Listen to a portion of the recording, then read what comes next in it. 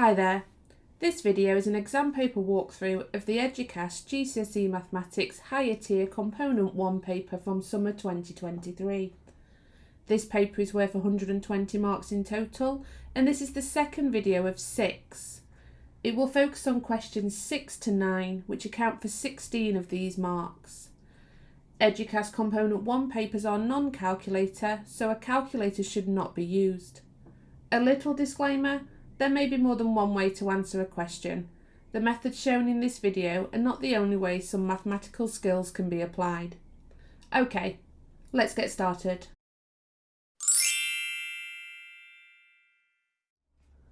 Okay, 6A, Sam cycled south for 16 kilometres. He then turned and cycled east. When he stopped for a rest, the shortest distance back to his starting point was 20 kilometres. Calculate how many kilometres Sam cycled when travelling east. So I'm going to draw myself a diagram again here, guys, because drawing diagrams helps me visualise what's happening, because that's just a lot of words for me. Okay, so we've got our north arrow, so that's the direction of north. So Sam cycled south for 16 kilometres. So I'm not bothered about the accuracy of my line. I'm not working with a scale. But if he travelled south, he went straight down here. So if that was his starting point, straight down for 16 kilometres. He then turned and cycled east. Okay, so north, south, east, west. So he's turned and cycled east. So he's gone in that direction there. So we've gone that way for a certain amount of time, a certain distance, we don't know. Then he's stopping for a rest. So he's stopped here for a rest, and then he's taken the shortest distance back to his starting point. So this is his starting point, this is where he stopped. So the shortest distance back would be to travel the diagonal, okay? So he's done the shortest distance back, which was 20 kilometres. So this length would be 20 kilometres. And by drawing a diagram, I've given myself a right angle triangle, okay? They want us to calculate how many kilometres he cycled travelling east. So they want us to calculate this side of this right angle triangle. So I'm going to label that X. That is what we're looking for. Now, there's two things we can work with right angle triangles. There's Pythagoras' theorem and there's trigonometry. Well, I've got two sides and I'm looking for the third side. So I'm going to use Pythagoras' theorem, which tells us that a squared plus b squared equals c squared. A and b being the shorter side. So let's do these two. So a squared plus b squared must be equal to c squared. So I'm going to substitute what I know in my diagram. Let's do that a, let's do that b. C always has to be the hypotenuse, okay? So let's substitute what we have in. So 16 as a, so 16 squared plus x squared, because we don't know how far he travelled east yet, is equal to 20 squared.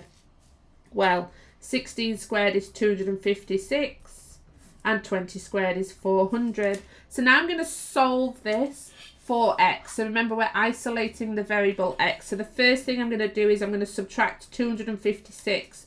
That eliminates the 256 there, leaves me with x squared on the left hand side. And then when I subtract 256 from 400, I'm going to get 144. We're aiming for x equals. So there's another step here. This is x squared. The inverse of squaring is to square root. So we're going to square root both sides. So the square root of x squared gives me x. The square root of 144 gives me 12, because 12 times 12 is 144. So I know now that x equals 12. So that is the solution. He travelled 12 kilometres east.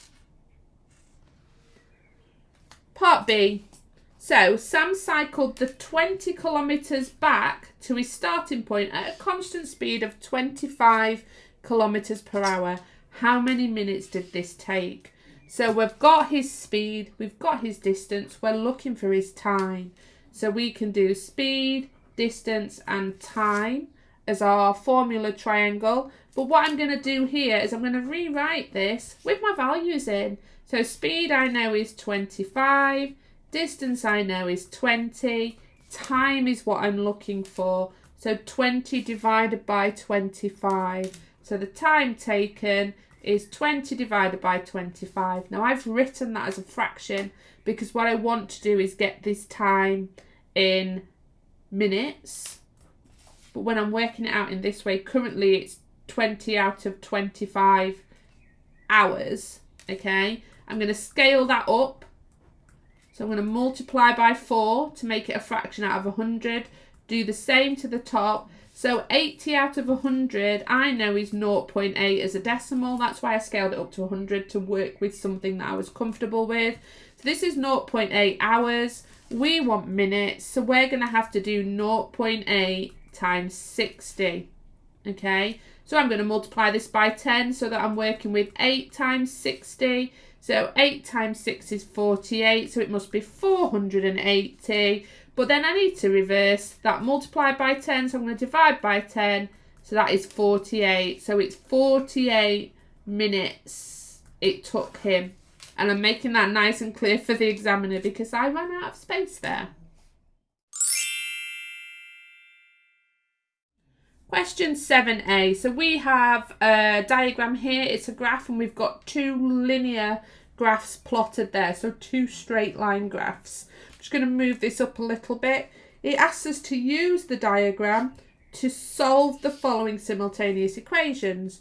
So we have the simultaneous equation 3y minus 3x equals 2. Well, they've plotted that line for us there. Look, guys.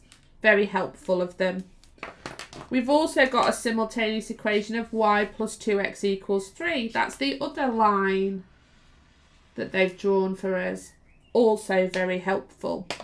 So I don't need to plot anything, but I do need to find my solution and I need to give my answer correct to 1 decimal place. Okay, so the solution to these simultaneous equations when we graph them is this point of intersection. So the solution is where they intersect. And what I need to do is I need to read off an x value and a y value. So I'm going to grab a ruler and a pencil just in case I make mistakes when I'm doing this and I don't want to mess up my graph too much. So this is the point of intersection here. So I'm going to do my ruler down to the x-axis. So it cuts about there. So I'm looking at my scale from 0 to 1. There's 10. So it must be 0.1, 0.2, 0.3. So that's roughly 0.8. So we're going to say x is 0.8. And then I'm going to do the same from that point of intersection. I'm going to read across to the y-axis. Again, the scale from 1 to 2, there's 10 small boxes. So it's in 0.1s. So that's 1.1, 1.2, 1.3, 1.4. So I'm going to do 1.4. I didn't write them straight on my answer line because I wanted to check that I was getting them to 1 decimal place. They are to 1 decimal place. So we're going to say that x is 0.8 and y is approximately 1.4. 7b. The diagram shows the curve y equals x squared, add 2x, subtract 8. So that's this curve here. Part 1, write down the y-intercept of the curve. So the y-intercept is where a graph crosses the y-axis, so where it intercepts the y-axis. So we can see clearly that the curve intercepts the y-axis here at -8. So we're going to write -8 there as our y-intercept. 7b part 2, find the coordinates of the turning point of the curve. So the turning point of the curve is the point at which the curve starts to come back on itself. So it starts to become symmetrical. So it's a point of symmetry.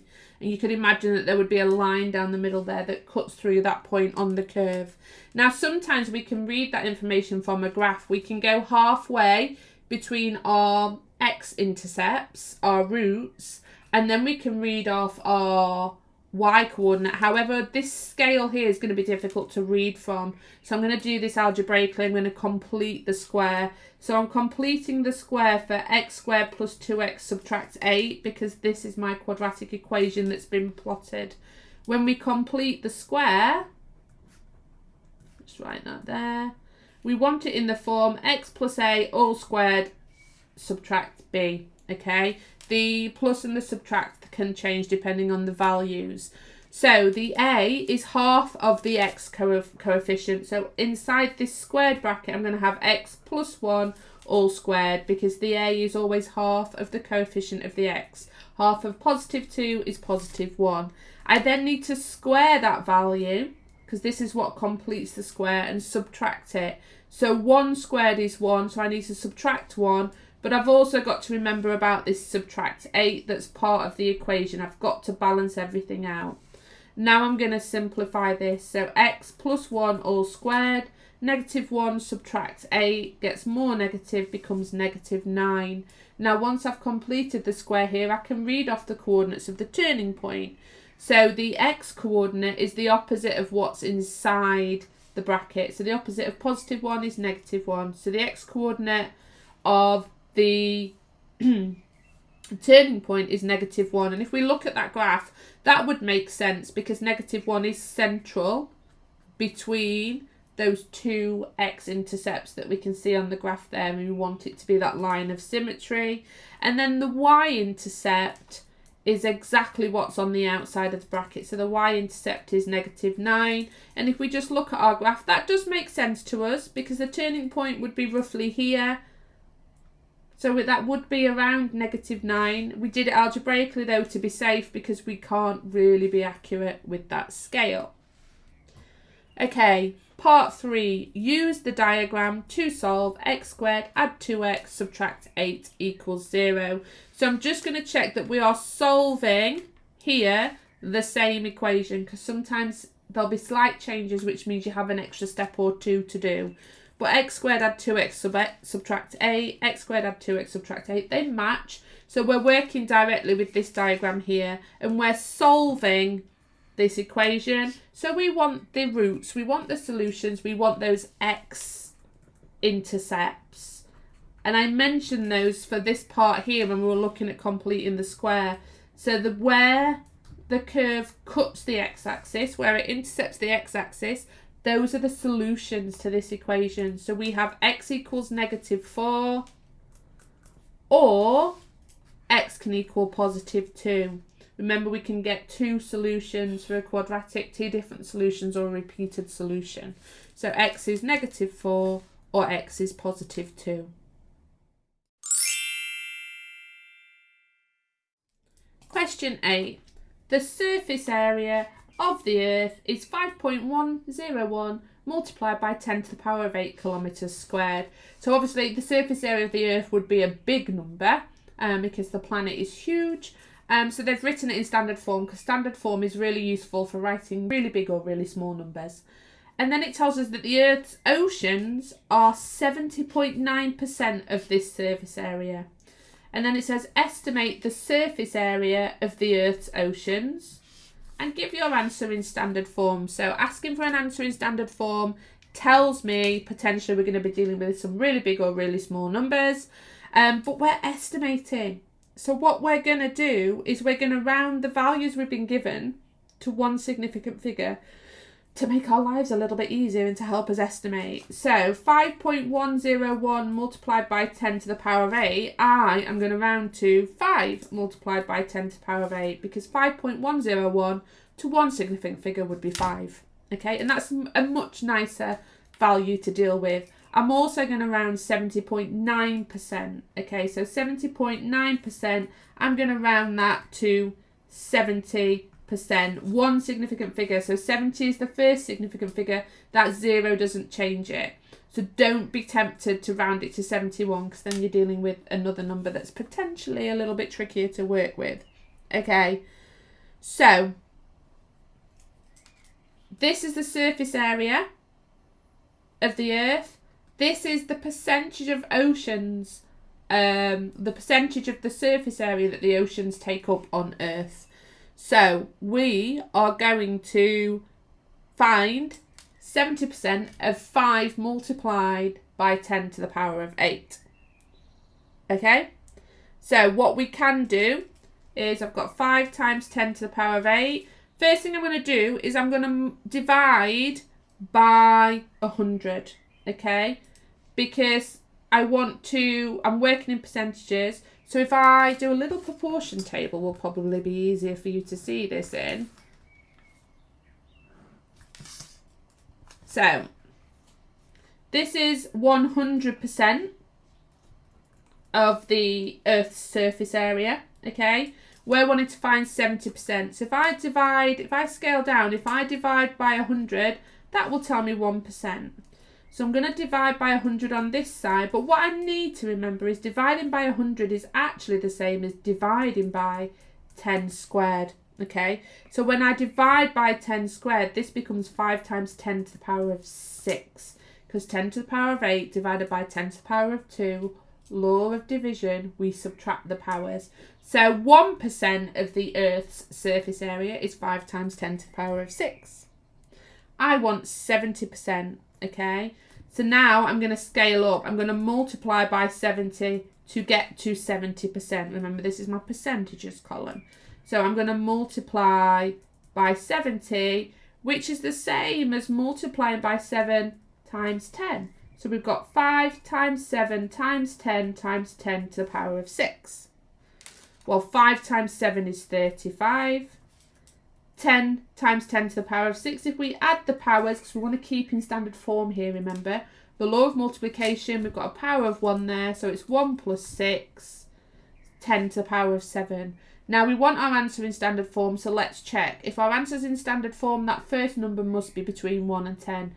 35 is definitely bigger than 10, so I need to make it a number between 1 and 10 using powers of 10. So if I divide by 10, that would make it 3.5. But because I've divided by 10, to get it back into its original number, if I was to convert it from standard form to a normal number, I'm going to have to multiply it by another 10. So then I have to increase my power, okay? So my estimate of the surface area of the Earth's oceans, which are 70% of its total surface area, is 3.5 times 10 to the power of 8.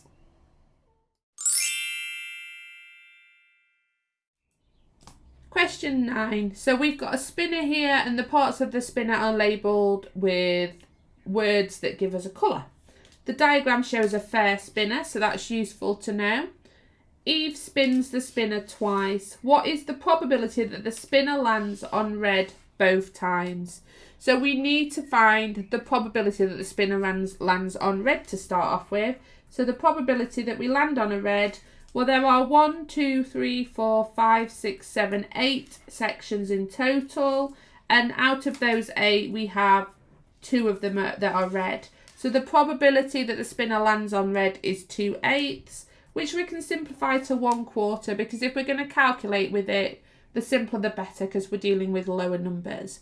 So if the probability the spinner lands on red is 1/4 and Eve spins it twice, it's going to be the probability of red multiplied by the probability of red. So it's red and red. So we know the probability of red is 1/4. So 1/4 multiplied by 1/4. When we're multiplying fractions, we multiply the numerators and the denominators. That becomes 1/16. So that is our probability that the spinner lands on red both times that Eve spins it.